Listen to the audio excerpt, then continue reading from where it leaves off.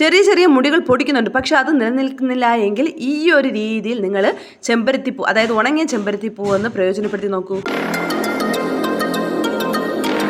ആദ്യം തന്നെ കട്ടി കുറഞ്ഞ കഞ്ഞിവെള്ളം 1 ഗ്ലാസ് ഞാൻ ഒഴിച്ചു കൊടുക്കുന്നുണ്ട്.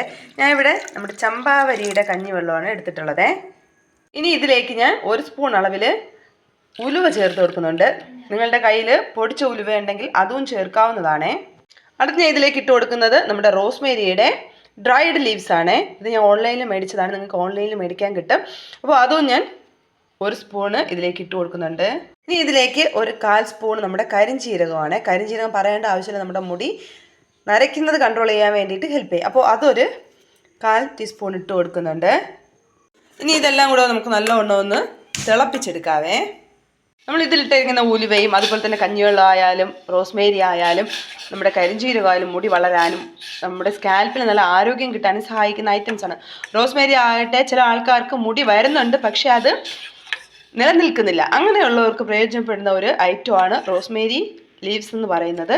അപ്പോൾ നമ്മൾ ആൽപ്സിൻ്റെ റോസ്മേരി വാട്ടർ വാങ്ങി അപ്ലൈ ചെയ്യുന്നതിനേക്കാളും ഇതുപോലെ നമ്മൾ ചെറുതായിട്ട് ഹെയർ സിറമൊക്കെ ഉണ്ടാക്കുന്ന സമയത്ത്, അല്ലെങ്കിൽ ഇതുപോലെ എന്തെങ്കിലും സൊല്യൂഷൻസൊക്കെ ഉണ്ടാക്കുന്ന സമയത്ത് നമ്മുടെ റോസ്മേരിയും കൂടെ ഇട്ട് ജസ്റ്റ് ഒന്ന് ചൂടാക്കി എടുത്തു കഴിഞ്ഞാൽ നമുക്ക് നമ്മുടെ റോസ്മേരിയുടെ എല്ലാ ഗുണങ്ങളും നമ്മുടെ മുടിക്ക് കിട്ടും കേട്ടോ. അതായത് നമ്മുടെ മുടി നല്ല രീതിയിൽ നിലനിൽക്കാൻ വേണ്ടിയിട്ട്, ആരോഗ്യത്തോടെ നിലനിൽക്കാൻ വേണ്ടിയിട്ട് ഈ റോസ്മേരി ഹെൽപ്പ് ചെയ്യും. അപ്പോൾ നിങ്ങൾ ഈ ഒരു റോസ്മേരി എന്ന് പറയുന്നത് ആഴ്ചയിൽ ഒരു 2 ദിവസം കുറഞ്ഞത് എന്തെങ്കിലും ഹെയർ പാക്കിലോ ഹെയർ സൊല്യൂഷനിലോ ഉൾപ്പെടുത്താൻ വേണ്ടിയിട്ട് ശ്രമിക്കണം. ഈ ഒരു വെള്ളം നല്ലവണ്ണം തിളച്ച് വന്നിട്ടുണ്ട്. ഇനി ഇതിലേക്ക് നമുക്ക് ഉണക്ക ചെമ്പരത്തിപ്പൂ ഇട്ട് കൊടുക്കാം കേട്ടോ. ഇതെന്ന് പറയുന്നത് ഒരു 7-8 എണ്ണം കാണും. നമ്മൾ ഉണക്ക ആയതുകൊണ്ടാണ് അത്രയും തോന്നിക്കാത്തത്. ഒരു 7-8 ചെമ്പരത്തിപ്പൂ ഞാൻ ഇതിലേക്ക് ഇട്ട് കൊടുക്കുന്നുണ്ട്. എന്നിട്ട് നമുക്ക് അടച്ച് വെച്ച് നല്ലവണ്ണം ഒന്ന് തിളപ്പിച്ചെടുക്കാം.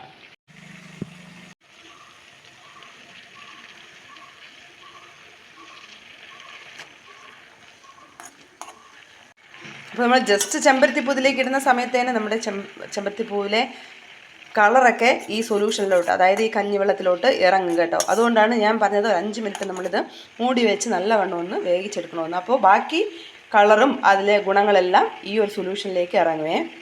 ഇനി ഞാൻ ഫ്ലെയിം ഒന്ന് ഓഫ് ചെയ്ത് കൊടുക്കുന്നുണ്ട്. അതിനുശേഷം നമുക്ക് തണുത്തിട്ട് ഇതിനെ അരിച്ചു മാറ്റി കുളിക്കുന്നതിന് ഒരു 10 മിനിറ്റ് മുമ്പ് തലയിൽ, അതായത് സ്കാൽപ്പിൽ സ്പ്രേ ചെയ്തതിന് ശേഷം ഒരു ചെറിയ മസാജും കൂടെ കൊടുത്തിട്ട് നമുക്ക് കഴുകി കളയാവുന്നതാണ്. നോർമൽ വെള്ളത്തിൽ ഷാമ്പൂസ് ഒന്നും ഉപയോഗിക്കേണ്ട കാര്യമില്ല. ആഴ്ചയിൽ 2 ദിവസമെങ്കിലും കുറഞ്ഞത് ഈ ഒരു ഹെയർ സൊല്യൂഷൻ നിങ്ങൾ ഉണ്ടാക്കി സ്ഥിരമായിട്ട് ഉപയോഗിച്ച് കഴിഞ്ഞാൽ നല്ല രീതിയിൽ നമുക്ക് നമ്മുടെ ഹെയറിൽ മാറ്റം കൊണ്ടുവരാൻ വേണ്ടിയിട്ട് സഹായിക്കും കേട്ടോ.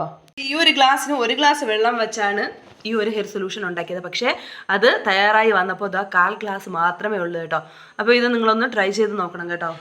അപ്പോൾ നമുക്ക് പുതിയൊരു ഹെയർ കെയർ ടിപ്പായിട്ട് കാണാം. അതുവരേക്കും ബൈ ബൈ.